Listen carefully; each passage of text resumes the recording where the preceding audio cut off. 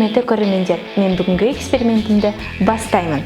Бұл шығарылымда ғаламтор желісіндегі қыздардың шаштарын сәндеуге арналған лайфхактардың тиімділігін тексеретін боламын. Сіздерге ұсынған эксперименттерімнің нақтылы нәтижесін әрі тиімділігін көру үшін бұл лайфхактардың барлығын мен өз шашыма жасап көретін боламын. Алғашқы видеода кәдімгі суши таяқшалары арқылы шашты бұралауға болады деген. Біз бұны тек суши таяқшалармен емес, оның сыртынан үтікпен қыздырып басатын боламыз. Олай болса, тексеріп көрейік. Егер де сізде суши таяқшалар болмаса, қарапайым карандашты пайдалансаңыздар болады. Бастаймыз.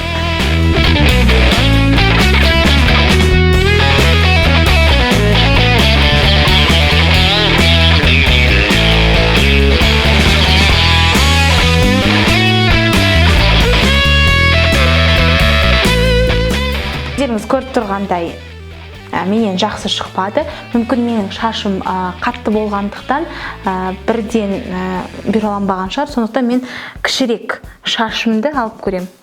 Аздау болып.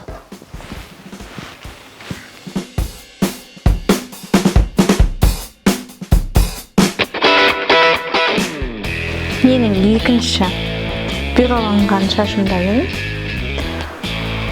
Көріп тұрғандарыңызда кішкене нәтиже бар, дегенмен кемшіліктеріне келер болсақ, егер де бір бұраны ұстауға кемінде 1-2 минут уақыт керек ұстап тұруға.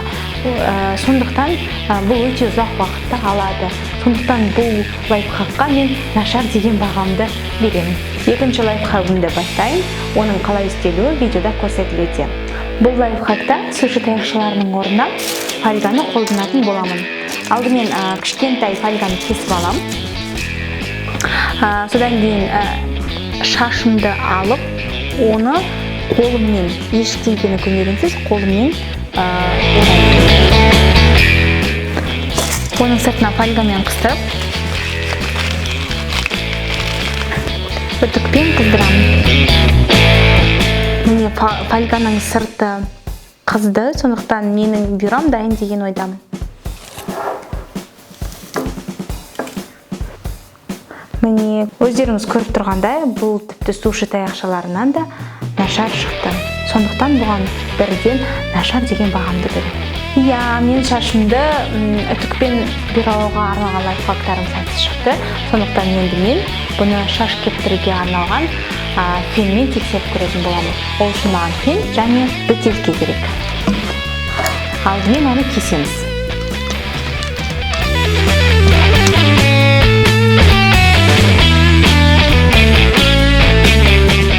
Біздің бутылкамыз дайын.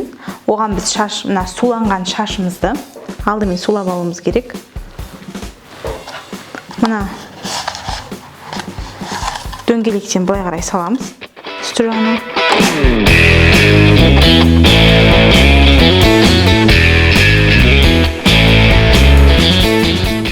Міне мен кептіріп болдым. Өздеріңіз көріп тұрғандай, менде жеңіл бұра пайда болды. Мерекелік кештерге жарамағанымен күнделікті өмірге таптырмас тәсіл екен. Әрі шашыңызды кептіреді, көлем береді және бұралайды. Сондықтан мен бұл лайфхакқа жақсы деген бағамды беремін. Мына видеода шашты қалай әдемі, әсіресе көлемді етіп түюге болатыны көрсетілуде. Осы лайфхакты тексеріп көрейік. Ол үшін маған шұлық және қайшы қажет болатын. Алдымен шұлықты кесеміз. Одан кейін шашымызды байлаймыз. Енді мынау дөңгелегінен кесіп алған шұлығымызды шашымызға кигіземіз.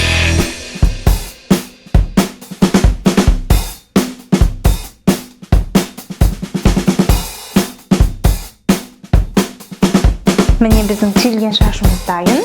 Өте әдемі, көлемді. Сондықтан бұл лайфхакқа жақсы деген бағамды беремін. Мінекей, менің бүгінгі тексеру лайфхактарым аяқталды. Алдағы уақытта да эксперименттерім жалғасын табатын болады. Егер де сіз ғаламтор желісінде өзіңізді қызықтырған лайфхак болса, ал оны өзіңіз тексеруге батына алмай жүрсеңіз, біздің комментарийға қалдырыңыз. Мен оны міндетті түрде тексеріп көретін боламын.